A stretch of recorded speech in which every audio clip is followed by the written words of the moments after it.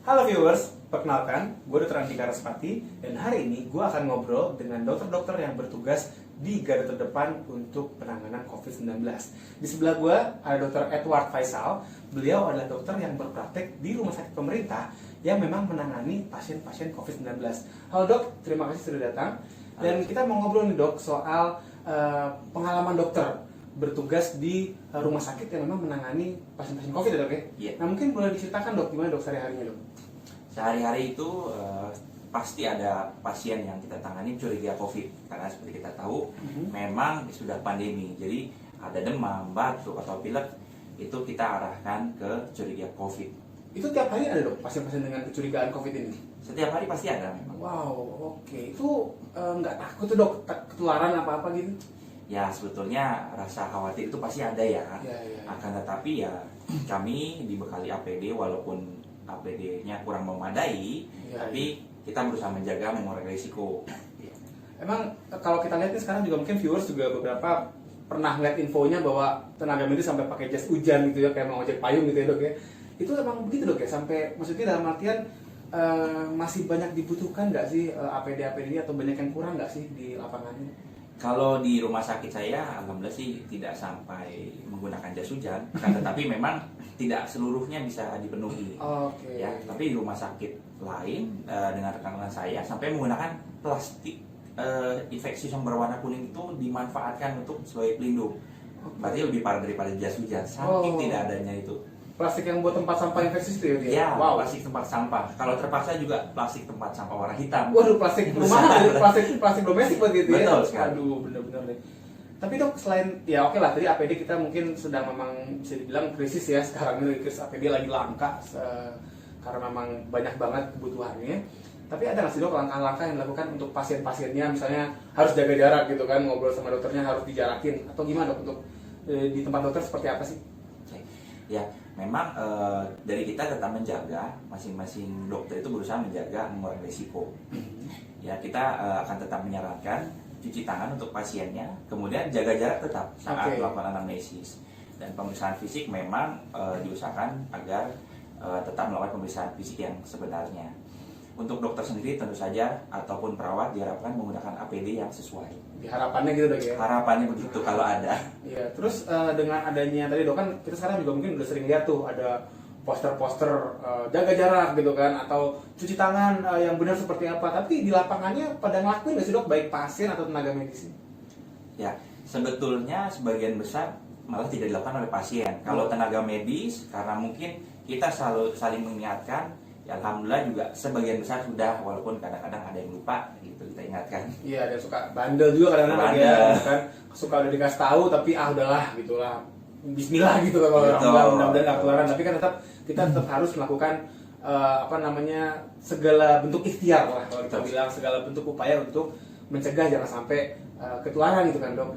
Nah kalau kita lihat dok, walaupun tadi ya dengan APD ala kadarnya yang dipakai, tetap aja yang namanya resiko atau kans untuk ketularan pasti ada. Itu apa sih dok motivasi yang bikin Dr. Edward masih mau gitu loh untuk menangani pasien-pasien ini dok?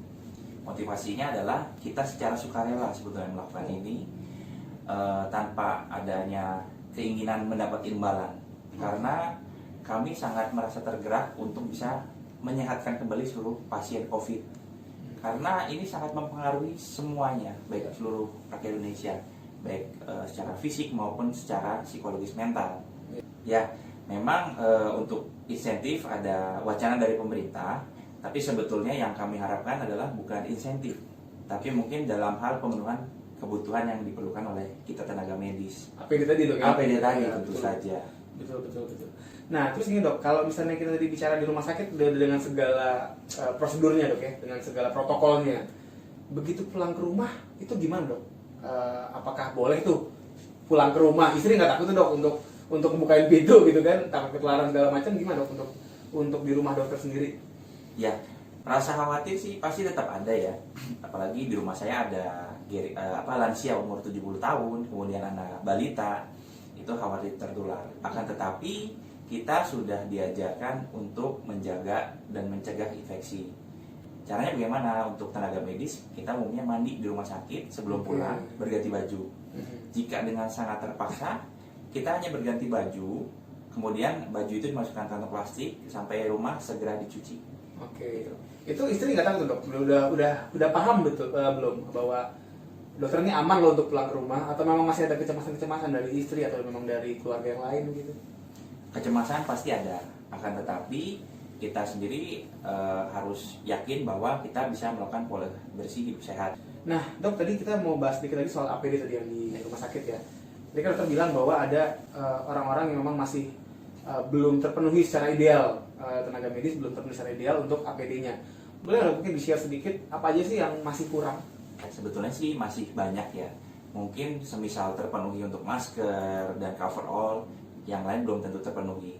Jadi silih berganti, tergantung kita mendapat pemenuhan dari donasi-donasi yang ada. Jadi sebenarnya kita harapkan adalah masih banyak yang berbesar hati untuk memberikan sumbangan berupa APD. Dan di saat kesempatan ini saya mengharapkan untuk masyarakat Indonesia yang sehat menggunakan masker kain saja, tidak masker surgical. Mantap.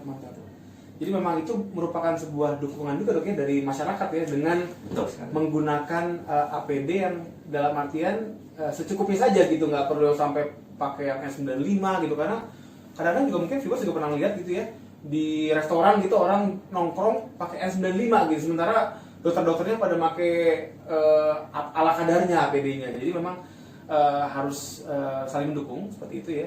Dan juga tadi yang pengen saya bahas sedikit adalah soal stigmatisasi dari masyarakat itu sendiri. Kita mungkin sering dengar dari cerita teman-teman tenaga medis bahwa sudah mulai ada juga tuh penolakan dari warga-warga sekitar, orang-orang yang kerja di rumah sakit nggak boleh pulang, tetangga-tetangga pada ngejauhin, pada ngucilin. Nah itu di lingkungan RT RW-nya Dr. Edward gimana tuh? Iya, memang awalnya itu memang sangat ditolak ya. Jadi karena tahu saya tenaga kesehatan, di gerbang paling depan ditahan dulu, kalau bisa malah saya nginep di luar dulu. Akan tetapi kemudian saya berikan edukasi dan sudah mulai mengerti. Kejadian ini sebenarnya banyak terjadi di rekan-rekan saya di tempat lain. Dok, terakhir ya, apa dok yang diharapkan dari pemerintah gitu ya, untuk bisa mendukung para perjuangan teman-teman tenaga medis di garda depan ini dok? Ya, sebetulnya yang saya dan kawan-kawan harapkan adalah tolong pemerintah benar-benar memenuhi alat pelindung diri kami. Kemudian kalau bisa penuhilah untuk meningkatkan kesehatan kami, stamina. Oke. Seperti apa dok? Stamina maksudnya seperti apa nih? Apakah dengan jamu-jamuan atau gimana dok? Oh bukan. Sebetulnya bisa dengan pemberian suplemen-suplemen. Silakan. Ya. Ada lagi mungkin dok, baik dari pemerintah maupun dari masyarakat mungkin yang pengen sampaikan nih dari Dr. Edward, unek-unek atau hal-hal yang diharapkan gitu kan, yang dari pemerintah atau masyarakat, mungkin ada lagi? Ya mungkin yang mau saya sampaikan ke masyarakat, yuk mari kita sama-sama berpikir positif. Yes. Kemudian tebarkanlah hal yang positif, karena dengan menyebarkan berita negatif atau hoax itu akan menambah berat kondisi saat ini. Setuju. Mantap Dr. Edward, terima kasih banyak atas waktunya dok, mudah-mudahan bermanfaat.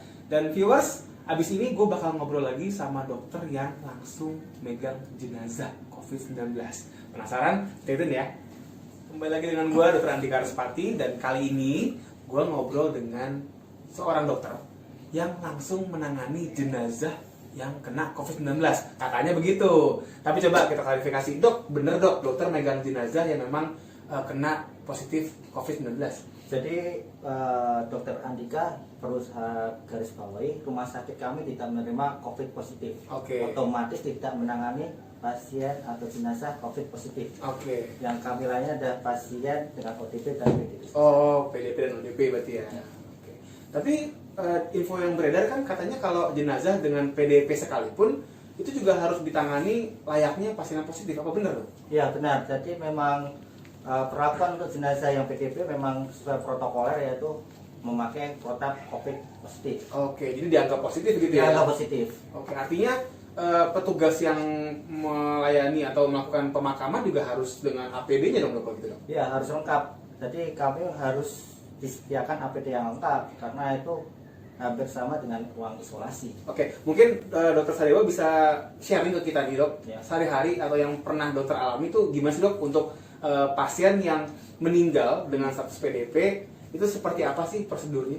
Jadi kalau misalnya di ruang isolasi itu pasien PDP meninggal dan sudah dilakukan swab, tapi swabnya belum keluar hasilnya, memang harus diperlakukan sebagai COVID positif. Oke. Kami harus memakai APD yang lengkap dari bawah boot, coverall, lalu handscoon, goggles, masker, dan face protector. Oke. Nah, setelah dari ruang isolasi harusnya dibawa ke ruang jenazah. Di ruang jenazah di belakang untuk mendorong pasien juga harus ada petugas untuk disinfektan. Oke. Ada bayangan mungkin? Ya ya. Jadi disinfektannya itu dia di apa? Apakah di badan jenazahnya atau di kain kafannya atau gimana? Bukan, kalau setelah pasien meninggal di ruang isolasi harus segera dibawa ke ruang jenazah. Oke. Kan itu kan melalui mungkin koridor-koridor di rumah Oke, sakit yang lain. iya, Nah, iya, di belakang itu ada petugas yang langsung membersihkan dengan disinfektan. Iya, jenazahnya berarti ya, Iya. langsung. Oke. Terus kemudian untuk tahap berikutnya seperti dimandikannya, kemudian kalau yang muslim pengafanannya itu seperti apa? Jadi di ruang jenazah harus sesuai, kalau misalnya muslim dia harus dikafan. Oh, berarti tetap di kafan ya? Dikafan, ditutup semua lubang di seluruh tubuh, lalu kita bungkus dengan plastik yang kedap air, jadi air yang dari cairan tubuh nggak boleh keluar. Iya, iya, iya. Lalu kita sholatkan, Oke. habis kita sholatkan, kita bungkus lagi dengan kantong jenazah yang kedap air. Oke. Habis itu kita bungkus lagi dengan plastik yang Wow. air pun tidak bisa keluar. Habis itu kita masukkan peti. Habis kita masukkan peti, kita bungkus lagi dengan plastik biar air itu nggak bocor. Habis itu kita disinfektan seperti jenazahnya dengan ruangan jenazahnya tersebut. Berarti berlapis-lapis sekali itu dok ya sebenarnya Iya. ya. Dalam artian memang betul-betul dijaga supaya jangan sampai itu apa sih dok yang ditakutkan dengan adanya perlakuan seperti itu? Apakah memang takutkan akan menularkan orang yang memakamkan atau seperti apa? Jadi cairan tubuh ini kalau misalnya dia terbukti swabnya positif itu akan menularkan. Oke. Jadi makanya kita harus benar-benar berhati-hati dengan beberapa kali mendisinfektan itu. Oke, dan berarti juga tadi kan untuk petugas medis yang terlibat juga dia pasti akan pakai APD-nya. Ya, APD-nya lengkap. Pertanyaannya dok, apakah memadai peralatan yang ada di tempat dokter terutama yang dokter rasakan? Mau nggak mau harus lengkap. Jadi Oke. kami meminta untuk di ruang jenazah itu harus sama APD-nya dengan ruang isolasi. Oke. Karena juga setelah kita membungkus peti itu 4 jam harus dikirim ke pemakaman. Iya, Kita iya. harus kontak, kalau di Jakarta kontak dengan dinas pemakaman dan pertamanan. Iya, iya. Jadi yang mengantarkan jenazah itu bukan dari pihak rumah sakit, Oke. tapi dari dinas tersebut. Berarti ambulans itu bukan ambulans rumah sakit tuh ya? Bukan. Oke. Mungkin gini juga dok, pertanyaan berikutnya adalah seputar APD tadi tuh, karena kan sekarang tadi udah bahas juga ya dengan Dr. Edward sebelumnya bahwa sekarang nih kondisinya lagi krisis nih APD. Nah berarti kalau gitu gimana tuh dok? Nggak takut tuh dok menghandle jenazah dengan APD yang sedang makin menipis ini? Kalau rasa takut mungkin ada ya, apalagi kalau hasil swabnya positif. Tapi Oke. kalau misalnya ada keterbatasan, ya mau nggak mau kita lapisi 2 lapis. Kalau misalnya APD-nya tersebut tidak memenuhi prosedur. Oh berarti dimodifikasi. Modifikasi, gitu ya? kan. Iya, iya. Seperti itu. Nah terus kalau tadi kan Dr. Edward sebelumnya untuk pasien-pasien yang masih hidup begitu dok ya, kalau dokter kan lebih ke arah yang jenazahnya PDP-nya, itu ada nggak sih dok stigmatisasi gitu mungkin dari warga setempat gitu, takut apa namanya dokter bawa penyakit gitu ke tempat dokter bermukim gitu kan, tempat dokter tinggal, atau juga mungkin tadi berapa kali kan ada video yang sempat viral gitu ya sampai mobil jenazah itu ditimpukin warga gitu karena takut membawa penyakit. Itu mungkin dokter pernah mengalami seperti itu? Saya mendapat kabar juga dari teman-teman di daerah sampai ambulan mengantar jenazah itu ditimpukin warga pakai batu, dan ada beberapa daerah yang lain sampai ditolak.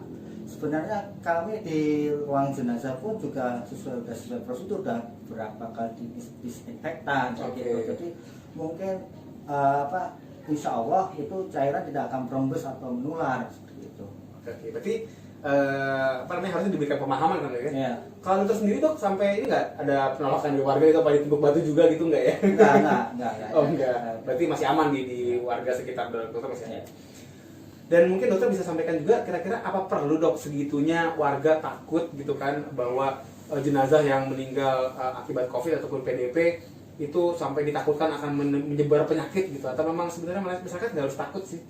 Jadi gini ya, untuk prosedur pemakaman, saya rasa dari Dinas Pertamanan dan Pemakaman sudah prosedur, sudah memilih tempatnya. Kalau di Jakarta di Pondok Rangkon. Oh, itu khusus ya untuk Khusus, pasien ya. COVID atau yang COVID PDP juga? dan PDP juga. Oke. Ini terakhir dok, ada nggak dok harapan baik pada masyarakat ataupun pemerintah yang mungkin dapat diminta gitu kan, atau dapat dilakukan untuk para petugas medis, mungkin untuk dokter Sadewa khususnya bagi yang menangani jenazah yang PDP ataupun yang positif COVID. Jadi yang kita harus lawan adalah virusnya yang membuat penyakit ini, bukan menjauhkan orangnya Atau jenazahnya dok ya? atau jenazah Iya, tersebut. iya. Jadi kita lawan tuh virusnya, yang kita jauhi itu virusnya, bukan stigma si negatif terhadap orang atau jenazah, yang bahkan petugas yang sampai ditimpuk. Oh, jadi Gitu. harus saling mendukung lah ya dok ya. Ya. Mendukungnya masyarakat adalah nggak cuma dengan mendonasikan, tapi juga jangan sampai membuat stigmatisasi yang Ya, berlebihan. benar, ya. Gitu dok ya. Ada lagi mungkin dok yang ingin disampaikan? Ya, untuk pemerintah saya mohon untuk kelangkaan APD ini segera diatasi ya, itu benar-benar di lapangan itu krisis APD.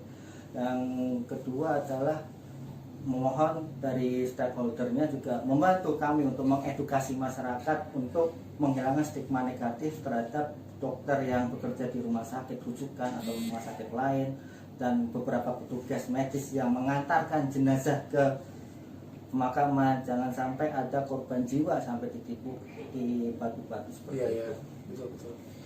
Baik, Dokter Sadewa, terima kasih banget nih buat ngobrol-ngobrolnya. Ya, Semoga sama-sama. dan semoga sehat selalu ya dok ya. Ya, amin. Untuk menolong dan menangani pasien-pasien juga ya, ataupun jenazah yang memang mengalami COVID ataupun PDP tadi dok ya. Ya. Baik, viewers, terima kasih banget sudah menemani kami, sudah menyaksikan diskusi yang menarik ini. Sampai ketemu lagi di diskusi berikutnya. Sampai jumpa.